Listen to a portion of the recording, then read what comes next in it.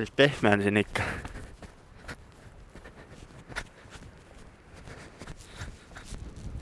Põhjalutt ja ega siin muud polegi.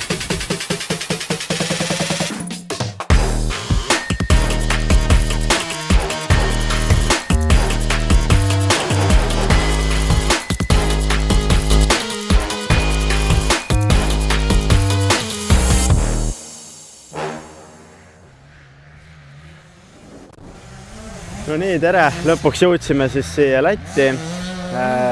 Tingimused tunduvad väga head. Ootan juba trenni, eks näha ole, mis saama hakkab.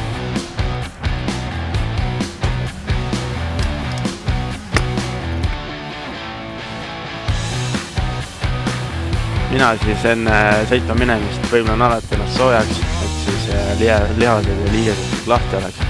Ei pea palju tegema, natukene, et lihtsalt oma käed asjad lahti ja muud polegi.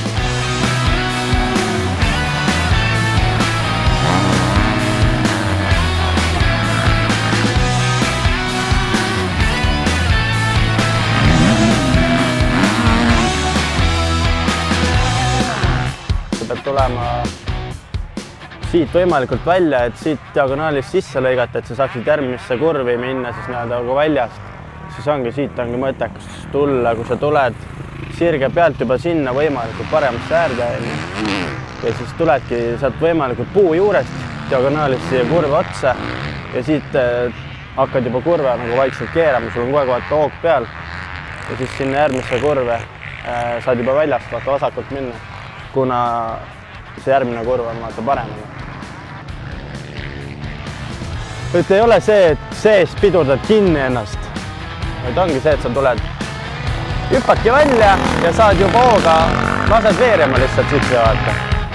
Ja lähed ühtes hooga.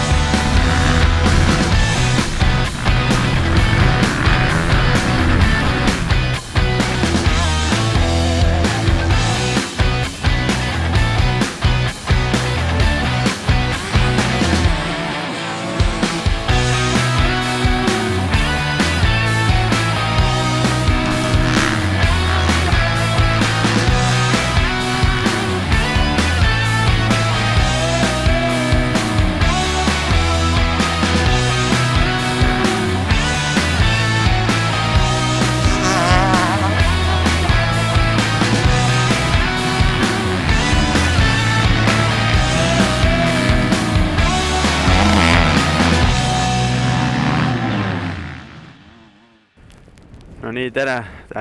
Kätte on jõudnud siis teine päev minu 2-päevasest minilaagrist. Oleme siis siin Liepa krossirajal.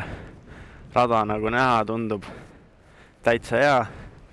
Ainult, et ilm ei ole väga soosiv, siuke rõvedalt vihmane. Aga no trenni peaks ära saama teha, nii et näis, mis saab hakkab.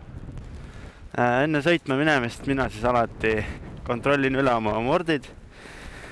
Laseme siis eilsest päevast õhud välja. Paneme natuke jäigemaks seda värki, kuna tegemist on siin pehme rajaga. Rant on palju, kuidas oma amorte teha, aga mina lihtsalt muudan õhku ja natuke tõstan neid amordi kõrgusi siin. Sellest peaks täitsa piisama.